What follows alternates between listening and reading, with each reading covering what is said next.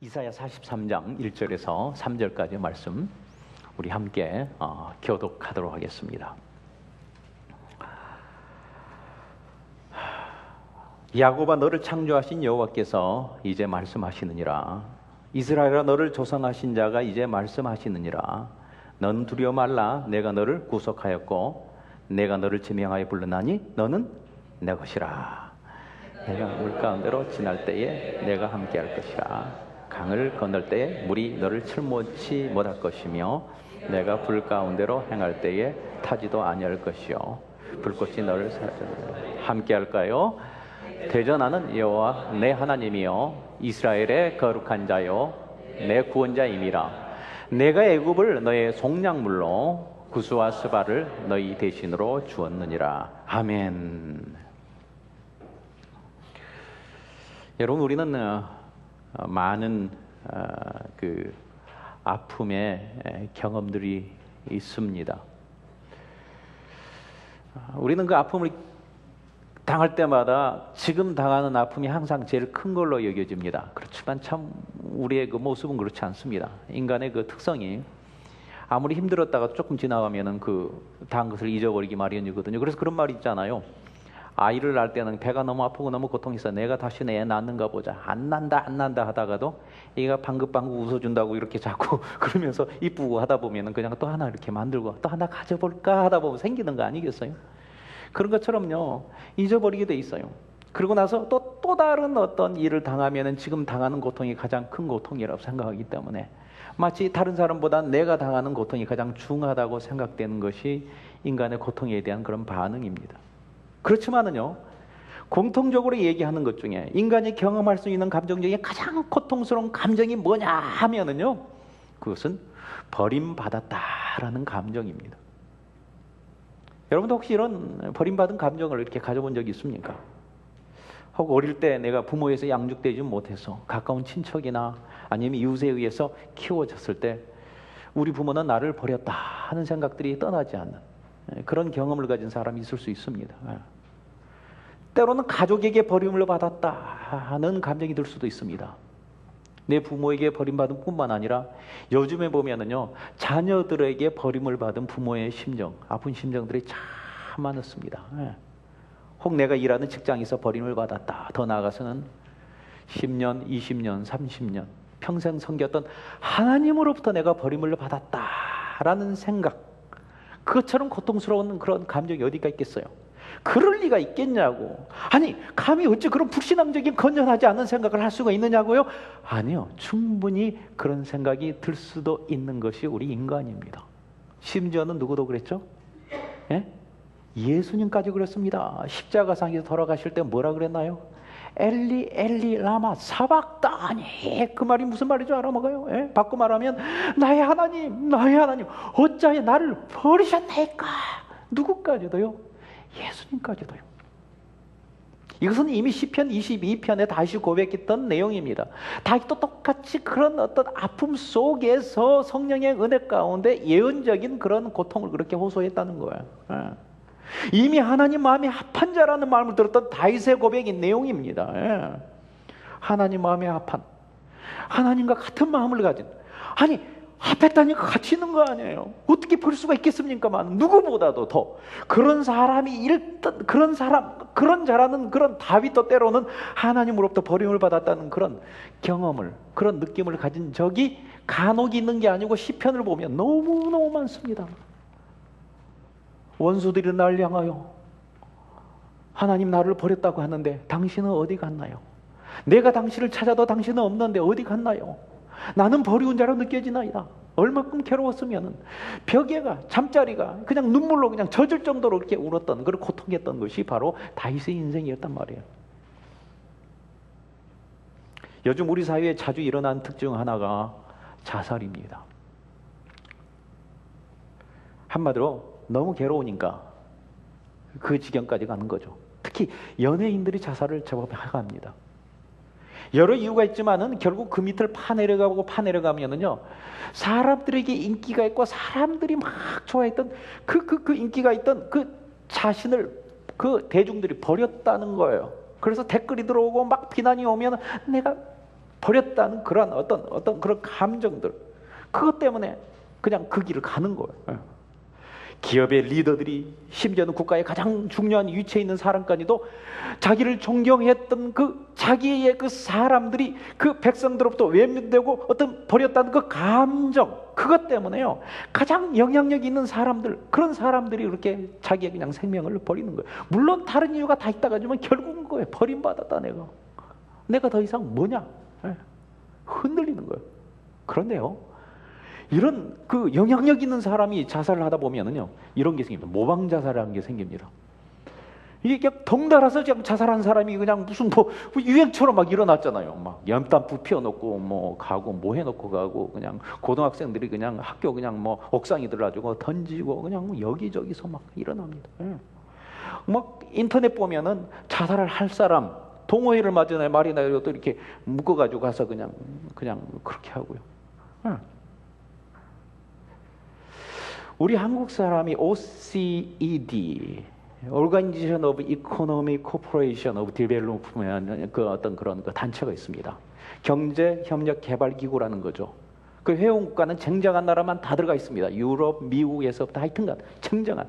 우리나라도 겨우 거기 들어갔죠. 그런데 그 많은 그 회원국가 중에 자살률 1위가 어딘 줄 아세요? 부끄럽지만은 한국입니다. 그러나 이것은 아니에요. 아닌 것은 아니에요. 여러분, 왜 자살할까요?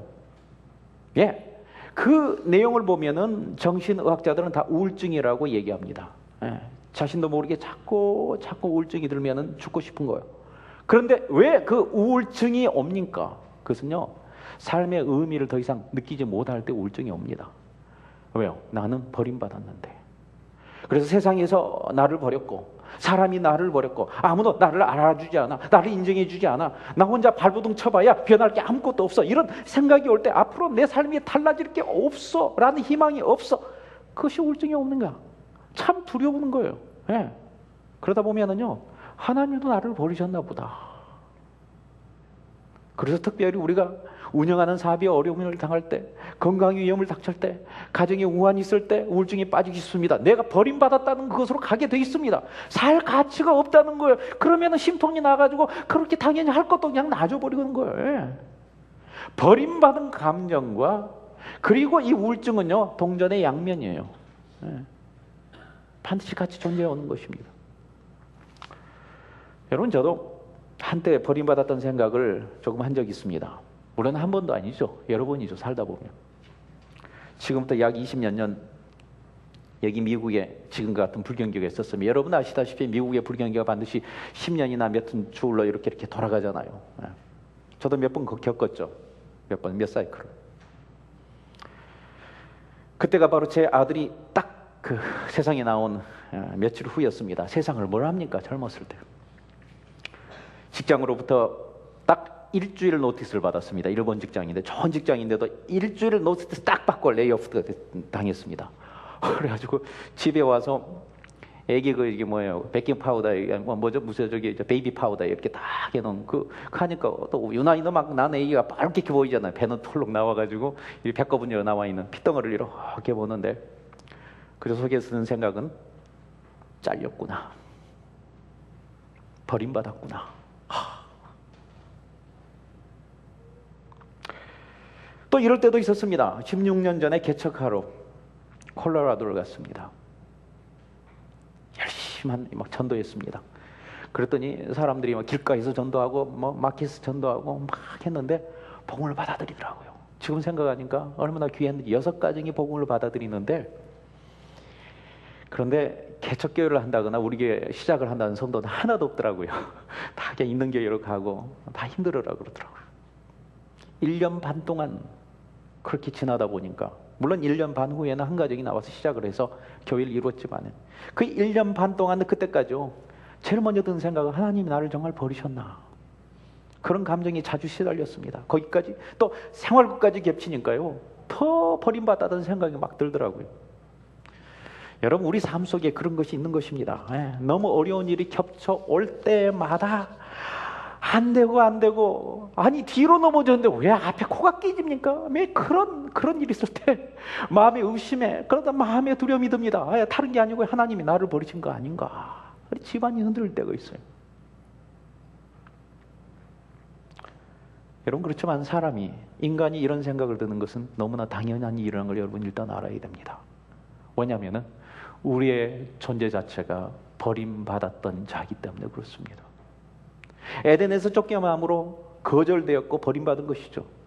우리들의 너무 익숙해진 오리지널 아이덴티티가 바로 버림받은 자입니다.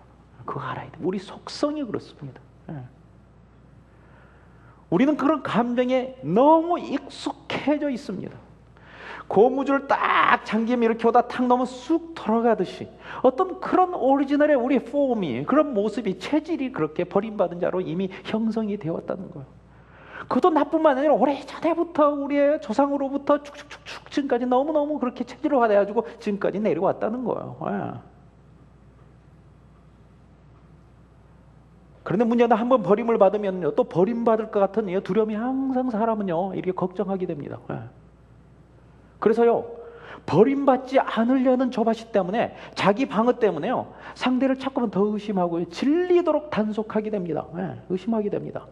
괜히 관계가 그렇게 심각하지도 않은데 상대방에게 버림받기 싫은 그런 마음을 가지고 있다면은요, 상대방이 조금만 이상하면은요, 내가 버림을 당하기 전에 내가 먼저 니를 버리겠다고 그냥 탁 액션을 취합니다.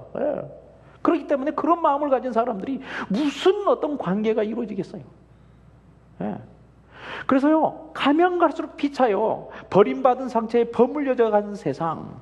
그래서 우리는 가면 갈수록 서로를 피차 그런 관계와 관심들을 알고 있기 때문에 가면 갈수록 더 우울해지고 괴로워져 가는 세상, 불행해져 가는 세상에서, 그런 세상에 우리가 살고 있는데, 이 사실을, 이 상태를 알지 못한다면은요, 뭣도 모르고 그냥 무작정 당할 수밖에 없는 입장이 우리의 살고 있는 터전이라는 거예요.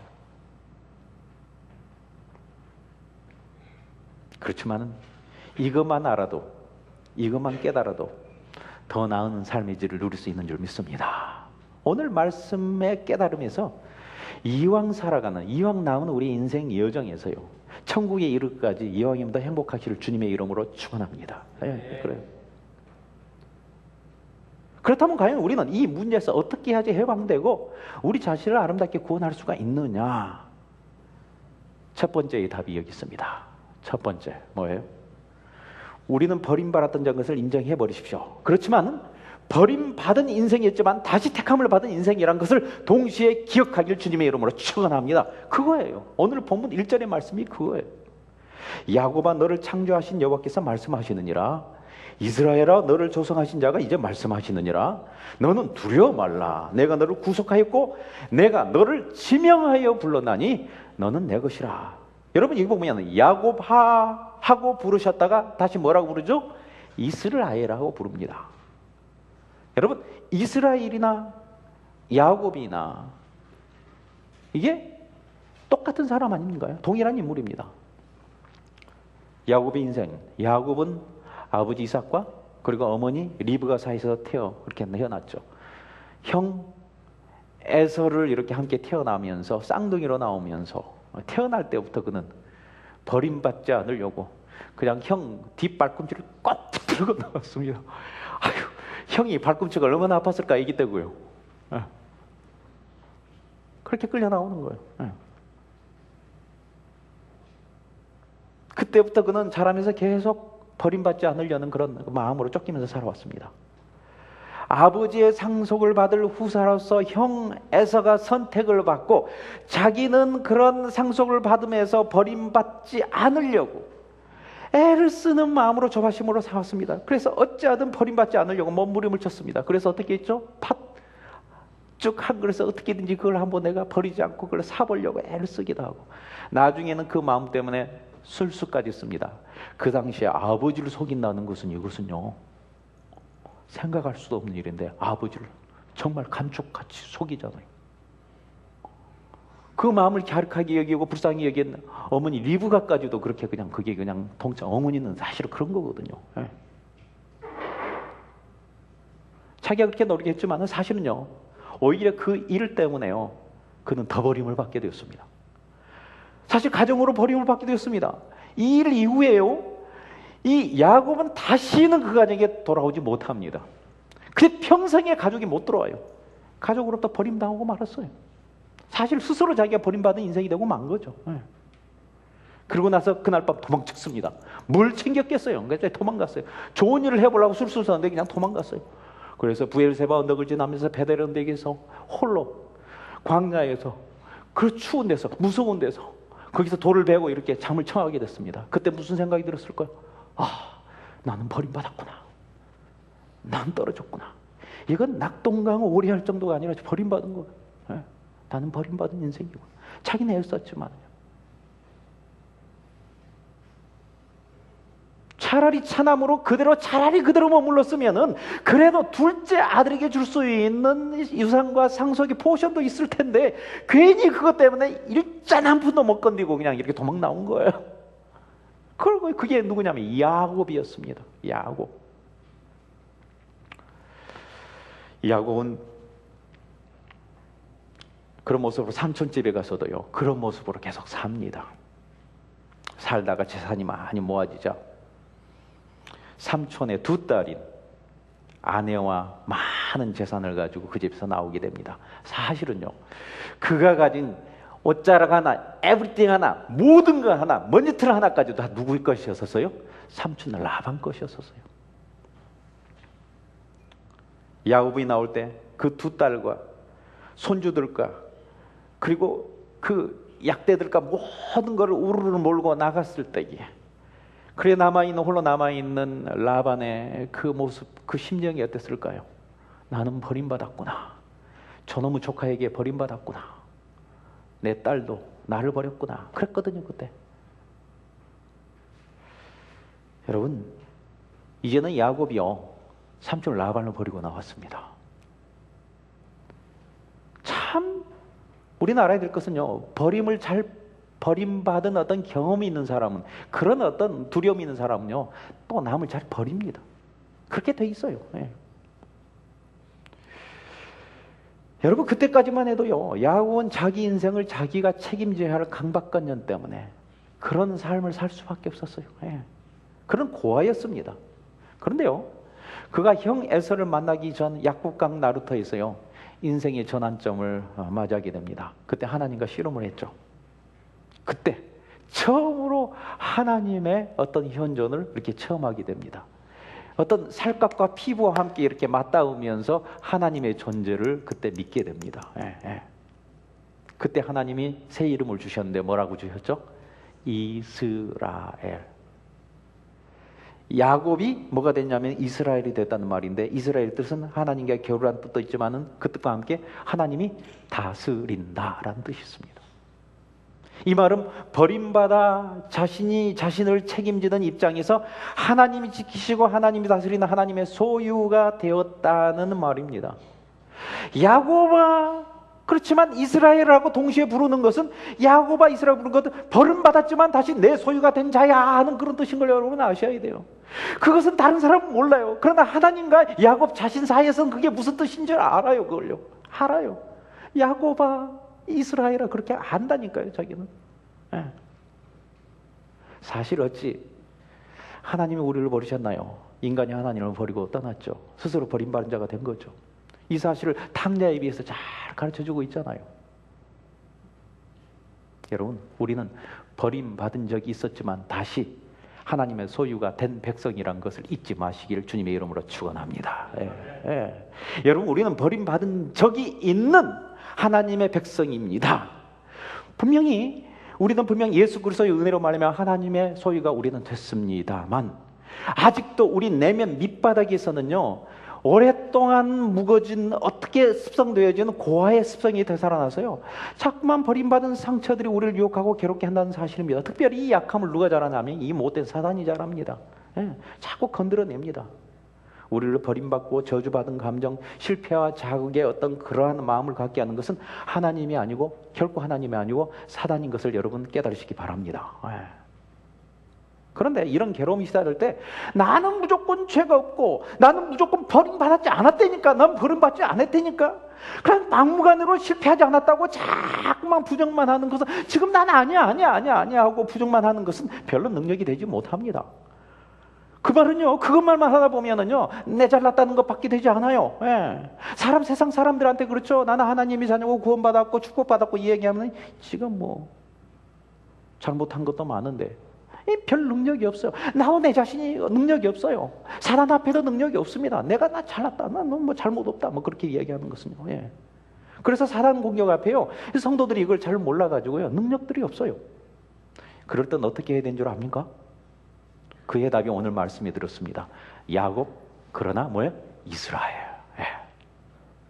우리가 전에는 야곱이었지만 이제는 이스라엘이라는 고백인 줄 믿습니다. 전에는 스스로 버림받은 자가 됐지만 이제는 하나님이 다시 찾은 바 된 그러한 자가 되었다는 그런 고백입니다. 그런 메시지입니다.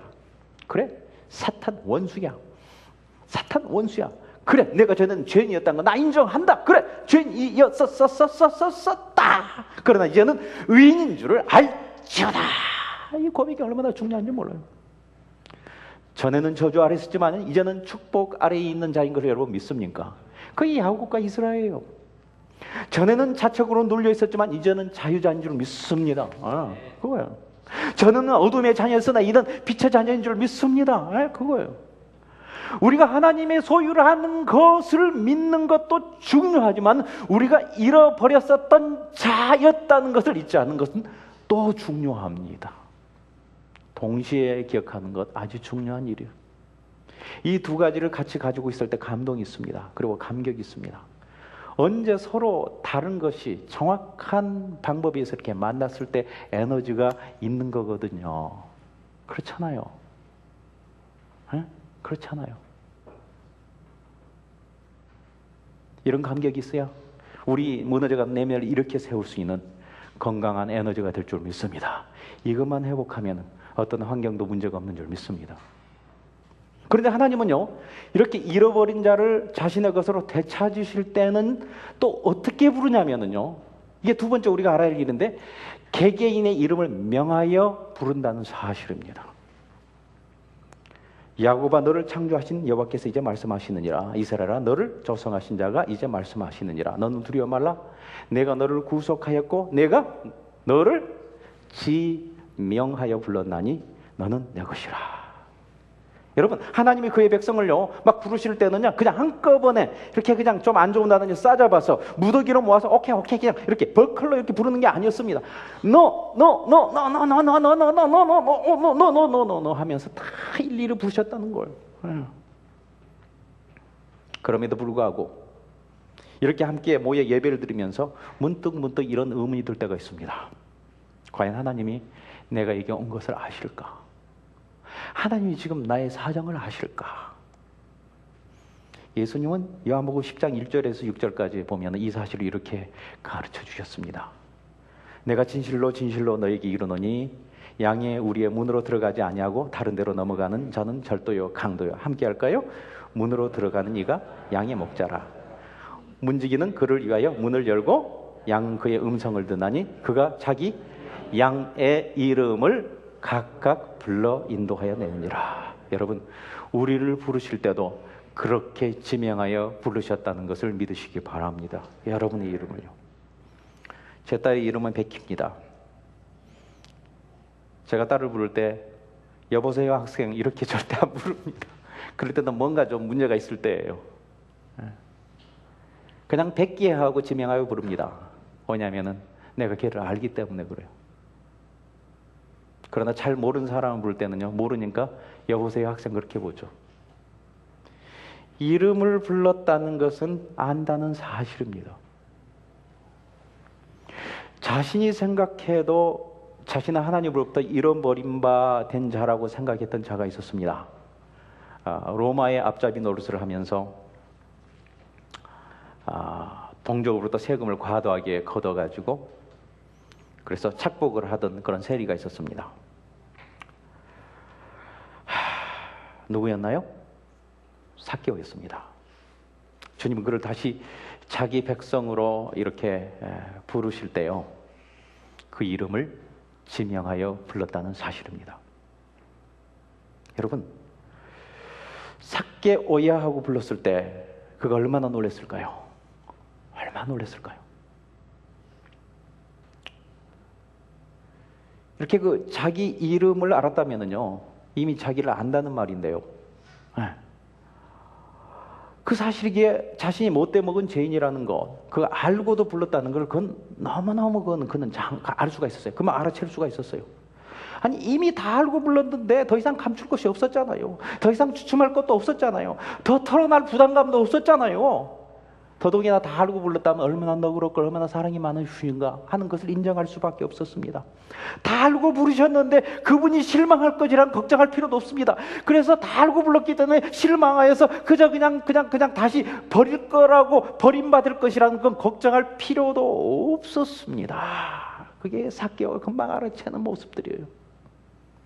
여러분이 예배당 문을 들어섰을 때 여러분의 이름을 그렇게 하나하나 부르신 걸 믿으시기 바랍니다. 그래서 시편 기자는 103편 13절 14절에 이런 고백을 합니다. 아비가 자식을 불쌍히 여긴 같이 여호와께서 자기를 경외하는 자를 불쌍히 여기시나니 이는 저가 우리의 체질을 아시며 또 우리가 진토임을 기억하심이로다. 여러분, 그는 잊지 않습니다. 할렐루야. 아멘. 그러고는 여러분, 우리가 이 말씀에서 알 것은 뭐냐면은, 하나님은 나를 아시기에 지금 우리가 겪고 있는 모든 사정도 다 아신다는 믿음을 가지길 주님의 이름으로 축원합니다. 예. 자, 우리가 세상을 살다 보면은요, 물 가운데 지나고 있을 듯한 때가 있습니다. 불 가운데로 행할 듯한 고통이 있습니다. 그래서 오늘 말씀하기에 내가 물 가운데 지날지라도 내가 할 것이라, 강을 건널 때도 물이 널 침몰치 아니할 것이며 내가 불 가운데 행할 때에도 타지 아니할 것이었습니다. 여러분, 이스라엘 백성이 홍해를 지나가거나 그 다음에 요단강을 지나갈 때 어떤 줄 아세요? 물이 쫙 갈라졌습니다. 백성들이 그 모습을 어떻게 막 갔을까요? 무서워서 못 지나갔습니다. 물이 어르렁거리는데 언제 확 합칠지도 모르는 그런 상황이 길을 내줬어도 못 갔어요. 두려워서 못 갔어요. 그래서 어떻게 된 줄 아세요? 제사장들이 먼저 갔어요. 그래서 가가지고 그 강한 중앙에서 딱 버티고 있었어요. 그 모습을 보고 두려워하면서도 많은 백성들이 우르르 슬금슬금 지나갔어요. 정신없이 지나갔어요. 두려워하면서 지나갔어요. 어떤 면은 의심하면서 지나갔어요. 억지로 끌고 가면서 가는 사람도 있었을 거예요. 지나갔어요. 여러분, 불 가운데로 지나갔다는 것은 광야로 지나갈 때 얼마나 불같은 그런 그 걸리는 어떤 광야였나요? 사막이었냐? 그 순간에 얼마나 힘들었을까요? 우리 삶이 실제 그런 고통의 순간이 있을 수 있습니다. 그런 상황을 만났을 때 들기 쉬운 감정은요, 하나님은 이런 상황을 모르실까 봐, 나에게 어떤 관심도 없는가 봐, 그런 감정이 들 수 있지 모르겠지만 그런 감정에 속지 마십시오. 그렇지 않습니다. 우리가 어려운 환경을 만난다는 그 자체를요, 하나님이 우리를 잊었다는 그런 논리로 생각하면 그만 아니 됩니다. 이스라엘과 함께한 하나님은요, 그들을 가나안으로 들여보내기 위해서 불같은 광야를 사막을 지나게 하셨습니다. 그리고 홍해와 요단강 물속을 지나게 했습니다. 그때도 우리 하나님은 그들과 함께 하셨다는 사실을 인정하시기 바랍니다. 그렇게 말씀하셨습니다.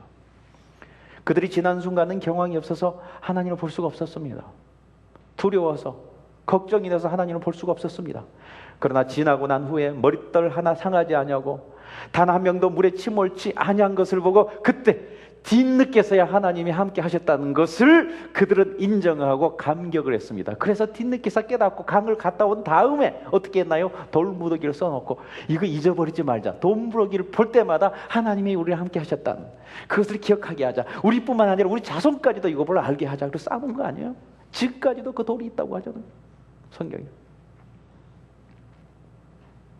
그들에게 불같은 광야가 없다면은 요단강을 넘어가려는 믿음도 없었고, 요단을 넘어가는 어떤 그런 경험이 없었다면 여리고를 넘어갈 순종도 없었고, 여리고를 통과할 순종이었다면 그 안악자손, 그냥 자기들 보기에 메뚜기같이 보였다는 그런 사람들을 어떻게 정복하고 싸우고 그걸 땅을 차지할 수 있는 그런 믿음과 그런 어떤 그런 능력들이 있었겠어요. 하나님들이 차근차근 알고 그 모든 상황을 허락하신 줄 믿습니다. 여러분 그래요. 지금 우리는 분명히 불같은 가운데를 지나고 있고 물같은 가운데를 지금 통과하고 있는 거 알아요. 저희가 그렇습니다. 여러분 성도들의 삶들을 보면 정말 힘들어져요. 예, 그게 상황입니다. 불같은 시험을 통과하고 있습니다. 그렇다고 해서 그것이 하나님이 안 계신다는 건 아니에요. 그렇게 속지 마시기 바랍니다. 하나님이 다 하시고 다 대책을 세우고 계시기 때문에 우리는 결국은 상함이 없이 보존될 것이며 결국은 천국에도 이를 것을 여러분 확신하시기 바랍니다. 모든 일이 협력하여 결국은 더 나은 우리의 미래와 삶을 만드시는데 다 지금의 모든 걸 쓰실 줄 믿습니다. 그럴 거예요. 그건 확신합니다. 하나님이 우리를 이렇게 도우십니다. 하나님 결국은 이렇게 하십니다. 그게 우리 하나님 걸 믿으시기 바랍니다. 그런데 여러분 하나님이 이렇게 하신 이유는 우리가 그로부터 무슨 칭찬받을 만한 그런 행실이 있어서가 아니고 잘나서가 아니고 우리를 사랑해서 그런 줄을 믿습니다. 그게 가장 큰 이유입니다. 그렇지만은요 오늘 말씀을 통해서 그렇게 하실 수밖에 없는 또 한 가지 이유를 꼭 알고 넘어가기를 원합니다. 그건 우리에게서 아주 하나님의 그 능력을 이렇게 하나님의 도우심을 받을 수 있는 이 근거고요. 이것은 이 어떤 그 하나님을 향한 담력입니다. 그게 뭔 줄 아세요? 따라합니다. 그것은 하나님의 자존심이다. 하나님의 자존심. 여러분 하나님이 어떤 분인데요? 그분의 이름 때문이라도요. 일단 그분의 것이 되면은요. 그분의 이름 때문이라도 결국 우리는 그분의 수준을 이끌어 놓은 줄 믿습니다. 시편 23편 3절을 보면 내 영혼을 소생시키고 자기 이름을 위하여 의의 길로 인도하신다. 그렇다니까요. 자기 이름을 위해 우리를 의의 길로 인도하신대요. 그 사실을 믿으십니까? 다윗은요 일찍부터 그 사실을 알았네요. 하나님께 속한 다윗, 그가 원수 골리앗과 싸울 때를 비교해 보십시오. 한 사람은 어리고 연약한 용모가 붉은 한 소년이었습니다. 한 사람은 온 이스라엘 벌벌 떠는, 계산해 보니까 2m 93cm의 역전의 용사입니다. 그는 칼과 철과 창과 단창을 가졌다 그랬어요. 그가 쥐고 있는 그 창은요 배틀체라고 얘기할 만큼 모양도 그렇고 컸습니다. 그 앞에 그에 비해서 다윗에게 들고 있는 것은요 고무새총 같은 이게 물매 하나 들고 있었습니다. 상대가 안 됐습니다. 그렇지만 하나님이 그 이름 때문에 만군의 여호와의 이름으로 나가면은 그의 것이 되면은요 하나님은요 이 물매 새촉 같은 물매 하나 가지고도요 능력을 주어서 어마어마한 세상에 아니면 그 능력에 그런 무기들을 이기가고 능가하게 할 수 있는 그런 역사를 우리에게 부어주신 줄 믿습니다. 이게 하나님 뜻이에요. 사랑하는 여러분, 그러면 하나님의 소유된 백성, 하나님의 소유라는 그런 아이덴티티를 가지고 살아가십시오. 여러분, 우리의 소망은 그것밖에 없어요. 우리는 하나님의 자녀다. 예, 그거예요. 예. 여러분, 굉장히 중요한 것을 한 가지 말씀드리면서 오늘 말씀을 결론 지으려고 합니다. 누구든지 잘났든 못났든 남자든 여자든 나이가 많든 적든 믿음이 크든 작든 죄스럽게 살았든 죄스럽게 살지 않든 간에요 누구든지 세상 앞에 누구든지 세상에 나 앞에 나가서요 걸어가서 나는 하나님의 자녀인데 나는 하나님의 백성인데 그 소리만 하기 시작하면 갑자기 하나님이 긴장 막 하십니다. 갑자기 우리 하나님이요 갑자기 행동이 달라져요. 갑자기 텐션을 합니다. 왜냐하면 거기에 뭐가 걸려 있어요? 자기 이름이 걸려 있기 때문에요.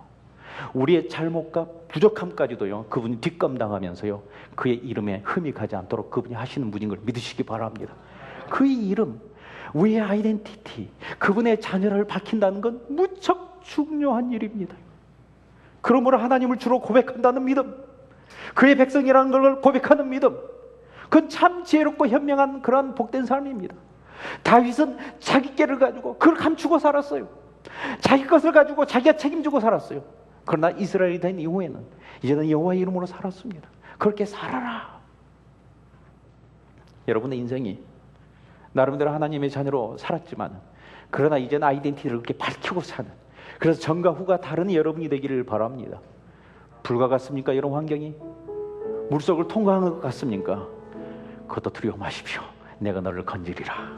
털 것 하나 상하지 않게 하리라. 내가 널 쓰리라.